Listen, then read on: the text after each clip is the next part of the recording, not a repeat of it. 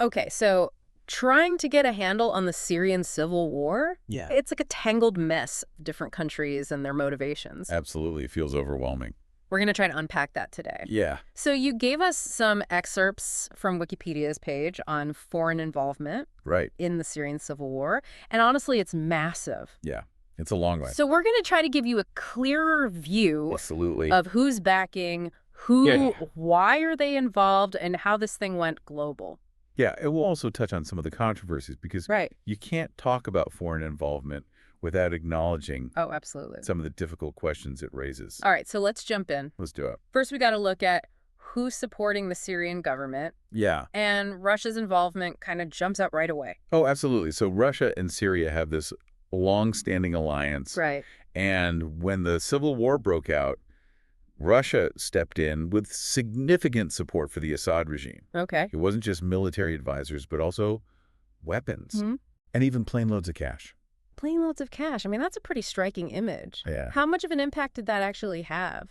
Well, it definitely helped Assad maintain his grip on power. But beyond that, Right. some experts believe that this financial support actually helped prop up the Syrian economy, Oh, wow. which was being crippled by sanctions Right. and the war itself. Makes sense. So it wasn't just about military aid. It was about keeping the whole system afloat.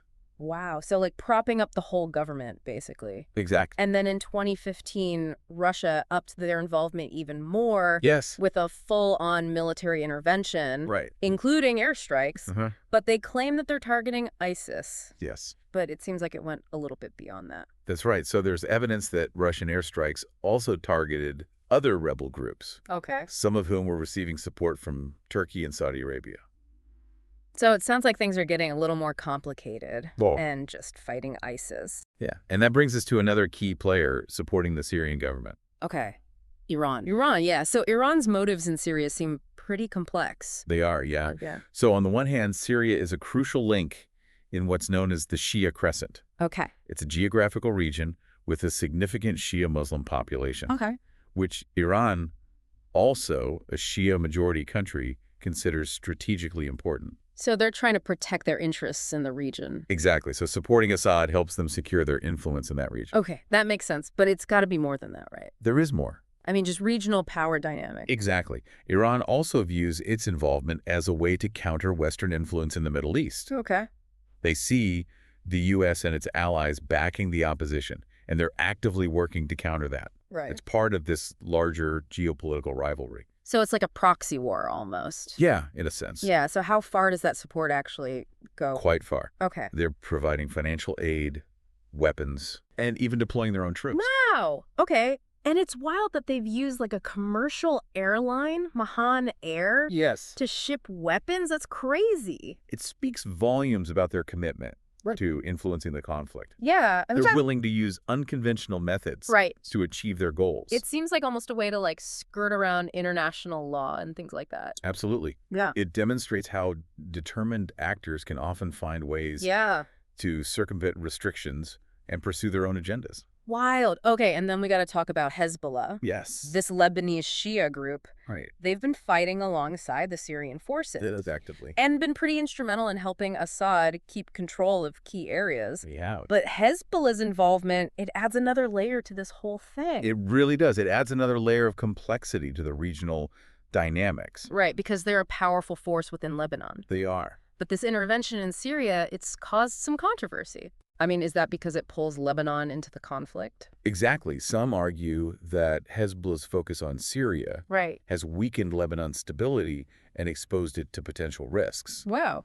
It also highlights how this conflict has the potential to destabilize the entire region. So it's not just the Syrian civil war, it's like a regional conflict almost? Yeah, it has the potential to become that. And it's not just these big players, right? No. We see countries like Iraq and Egypt giving support to the Syrian government Yes, that's right. as well. Iraq has played a role in facilitating the flow of Iranian supplies into Syria. Okay. And they've also provided financial support. Gotcha. Egypt, under President el-Sisi, has been more open in their support for Assad, Okay. though the extent of their involvement beyond political backing is debated. So we've got this coalition Yeah. of Russia, Iran, Hezbollah, Iraq, and Egypt backing the Syrian government. That's right. And it seems like a pretty strong force. It is, and understanding their motivations and actions Yeah. is crucial for understanding how the conflict has unfolded. Right, because that's only one side of the story. It is. It is only one side of the story. And it's a complex story for sure. It is. I'm ready to hear about the other side of the coin, Go ahead. the support for the Syrian opposition. All right. Because from what I gather, that's where things get really interesting. Oh, it certainly does. Buckle up, because we're about to delve into a world Okay. of shifting alliances, All right. covert operations, and competing agendas. I'm all ears. Great. All right, so we've seen who's backing Assad's regime. Yeah. It's a pretty powerful lineup. It is. But now let's flip the script a little bit Okay. and look at the support for the Syrian opposition. All right. And I think a good place to start would be with the United States.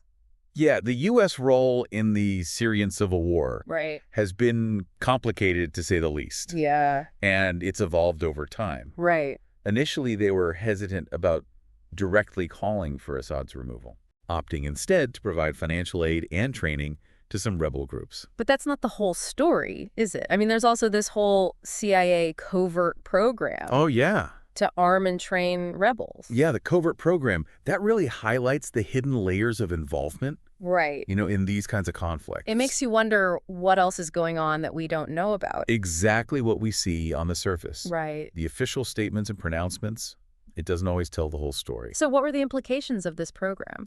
Well, it was controversial from the outset, Okay. and its effectiveness is debated. Right. Some argue that it ultimately failed to achieve its objectives, Okay. and may have even backfired Oh. by contributing to the fragmentation and radicalization of the opposition. So almost fueling the very forces they were trying to control. Yeah, it's a complex situation with no easy answers, Right. but it underscores the challenges and risks associated with covert operations, Yeah. especially in such a volatile environment. And then eventually the U.S. did start providing lethal aid, Yes, they did. but their focus kind of shifted to combating ISIS, That's right. especially by supporting Kurdish-led forces. Yeah, that shift reflects the evolving nature of the conflict Right. and the U.S.'s changing priorities. Yeah. The rise of ISIS with its brutal tactics and global ambitions Right. became a major concern for the U.S. and its allies. Right. ISIS kind of changed the whole game. Absolutely, it changed the entire landscape of the war. And that shift in focus, that also had a pretty big impact It did. on the U.S.'s relationship with Turkey, Yes, it did. which we'll talk about a little bit later. I go. Okay, so let's put a pin in that for now. Okay. But before we get to Turkey, we got to talk about the UK and France. Yes, They were also pretty involved in supporting the opposition. they were. Both countries initially followed a similar path to the U.S., Okay. providing non-lethal aid before eventually joining airstrikes against ISIS. Okay, but France seemed pretty vocal about wanting to see Assad gone. Yeah, they did. Why was that? Well, France has historical ties to Syria, Okay. having been its mandatory ruler after World War I. Right. They viewed the Assad regime as oppressive and believed that regime change was necessary for the Syrian people. So their position was shaped by both historical and ideological factors? Precisely. Okay. And it's worth noting that France's involvement in the conflict Yeah. sparked debates within their own country Oh, really? about the extent and nature of their intervention. It wasn't a universally supported decision. Which is a good reminder that all of these foreign involvements Yes. aren't just happening in a vacuum. Right. They have repercussions back home They do. and cause debate within the countries that are doing the intervening. Absolutely. And it's important to consider those domestic factors Yeah. when analyzing a country's foreign policy decisions. Okay, so we've talked about the U.S., UK, and France. Yes. Now let's bring Turkey into the equation All right. because their role has been Dynamic. dynamic. Yeah, that's one word for it.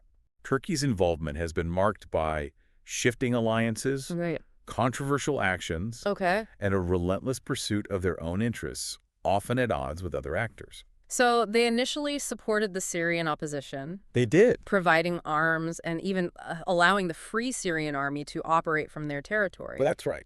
But then their focus shifted pretty dramatically. It did. Their primary concern became combating Kurdish forces in Syria, Okay. particularly the YPG, Okay. which they view as an extension of the PKK, Okay. a group that has been fighting for autonomy in Turkey for decades Right. and is designated as a terrorist organization by Turkey, the U.S., and the EU. So for Turkey, the Syrian conflict became entangled with their own internal security concerns. Exactly. Makes sense. And they were willing to take decisive action to address those concerns, Okay. even if it meant clashing with their NATO allies, like the U.S., Right. who were supporting the YPG in the fight against ISIS. And they've launched multiple cross-border operations into Syria, Yeah, right? Targeting Kurdish-held areas. Yes, those operations have been highly controversial, Right.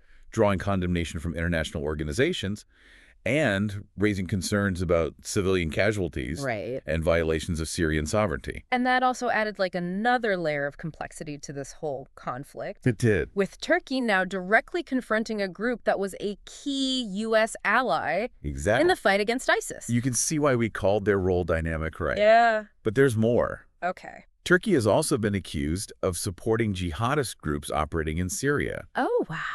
a claim they vehemently deny. Those are pretty big accusations. They I are. mean, what kind of impact have those accusations had? Well, those accusations have strained Turkey's relationships with some Western countries, Okay. adding to the perception that they're pursuing their own agenda, Right. regardless of the broader consequences. Makes sense. It's also fueled concerns about the spread of extremism in the region. Okay, so it seems like Turkey's involvement has created as many problems as it's solved.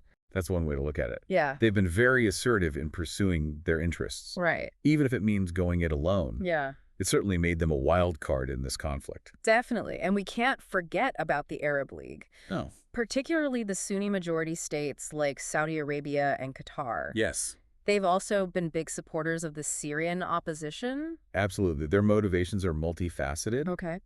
On the one hand, they see the Syrian conflict as an opportunity to counter Iranian influence, Okay. which they view as a threat to their regional dominance. Right. On the other hand, they've also been accused of supporting Islamist groups within the opposition, Okay. potentially furthering their own ideological goals. So it's a mix of geopolitical and ideological motivations. Exactly. It's amazing how many different agendas are playing That's out incredible. in this one conflict. It is. It's like everyone is using Syria as a stage for their own power struggles. That's a pretty apt analogy. And it's why understanding the Syrian civil war requires understanding the broader geopolitical context. Right. But within this complex web of state actors, Yeah. there's another group we need to talk about, the Kurds in Syria, Right. The Kurds. who have carved out their own autonomous region known as Rojava. They've become a major force in this conflict. They have. And their relationship with the U.S. is pretty interesting, It is. especially given Turkey's hostility towards them. It's a fascinating dynamic. The U.S. has provided significant military support Okay. to the Syrian Democratic Forces, Right. which are primarily Kurdish groups, in their fight against ISIS. Right. This support has been instrumental in the SDF's success against ISIS. But as you mentioned before, that support has created some friction with Turkey. Yes, it's a delicate balancing act for the U.S., Right. trying to maintain its alliance with Turkey, Right. while also supporting the Kurds, Right. who are seen as a vital partner in the fight against terrorism. So the U.S. is kind of stuck between two allies with totally opposite interests in Syria. It's a classic example of the complexities of foreign policy Yeah. and the difficult choices that arise when trying to navigate competing interests. And then there's the whole issue of support for ISIS, Right. which just throws another wrench into everything. It does. While Turkey later joined the fight against ISIS. Yes. They were initially accused of allowing foreign fighters and even oil trade to flow across their border. Right. Those accusations, whether true or not, Yeah. have had a lasting impact on Turkey's reputation and contributed to tensions with other countries involved in the fight against ISIS. And those accusations aside, the fact that thousands of foreign fighters from all over the world It's incredible. went to Syria Yes. to join both pro and anti-government groups, including ISIS, that just speaks to how global this conflict really is. It's a stark reminder that this isn't just a regional issue. Right. It has the potential to draw in individuals from far beyond the Middle East, Yeah. motivated by a mix of ideology, adventure-seeking, or desperation. It's a lot to unpack. It is. So we've got all this support for all these different factions in Syria, Right. the government, the opposition, even ISIS. Yes. Then we have countries like Israel and Lebanon Right. who are deeply affected by the conflict, even though they're not really directly involved in the fighting. We also have to remember the voices opposing foreign involvement altogether. Oh, that's a good point. Many people and organizations argue that external intervention only prolongs the conflict Right. and increases suffering. Yeah. They believe that it's up to the Syrian people to decide their own fate, Right. without interference from outside powers. That's a valid perspective. It is. And it really raises those questions about the ethics and effectiveness It of does. foreign intervention in civil wars. It's a debate that will likely continue long after the guns fall silent in Syria. This deep dive has really been an eye-opener. It has been a complex conflict. We've barely scratched the surface here. We have Of all the complexities of the Syrian civil war and the tangled web of foreign involvement. But we haven't even touched on the human cost of this conflict. Right. The millions displaced, the countless lives lost, Right. and the devastating impact on Syrian society.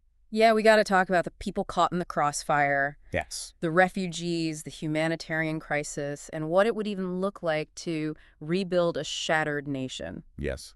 We'll delve into those crucial aspects in the final part of our deep dive, Okay. where we'll also explore the prospects for peace and reconciliation in Syria. It's a story that's far from over. It is. And understanding these complexities is so crucial It is. for anyone who wants to grasp what's happening in the Middle East Right. and the challenges of conflict resolution in the 21st century. It's a reminder that the world is interconnected Yeah. and that the consequences of conflict ripple outwards, impacting us all in ways we may not even realize.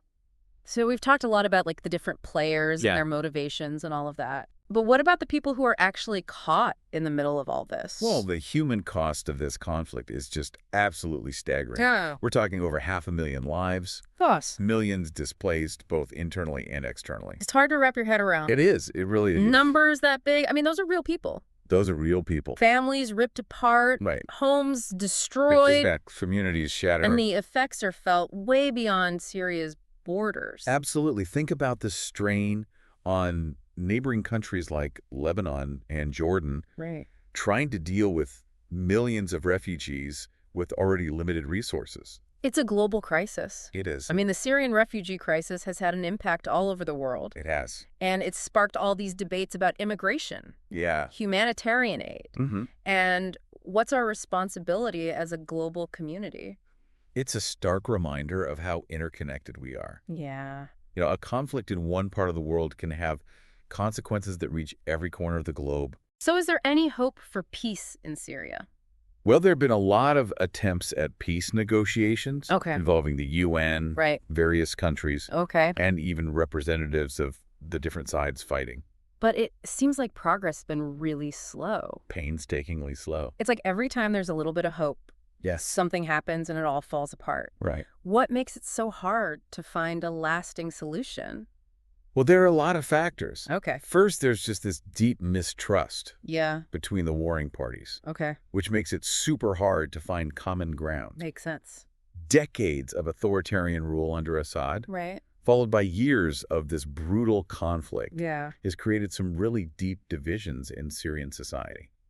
So it's not just about stopping the fighting. It's Yeah. like you said, it's about fixing all those underlying problems. Yeah, you got to address those underlying political and social issues Right. that fueled the conflict in the first place. And then you also have all those outside countries meddling. Yeah, all these external actors with their own agendas, Right. often more interested in what's good for them Right. than what's good for the Syrian people. Right. And that just makes things even more complicated. Like trying to put together a puzzle Yeah. where everyone keeps changing the pieces. Exactly. And then you've got the situation on the ground itself. Right. You can't overlook that complexity. Yeah. Multiple armed groups, Right. alliances that are constantly shifting. Yeah. It's just a really volatile situation. Yeah. So given all of that, is there even a way forward? I mean, it would be a monumental task, for sure. Yeah.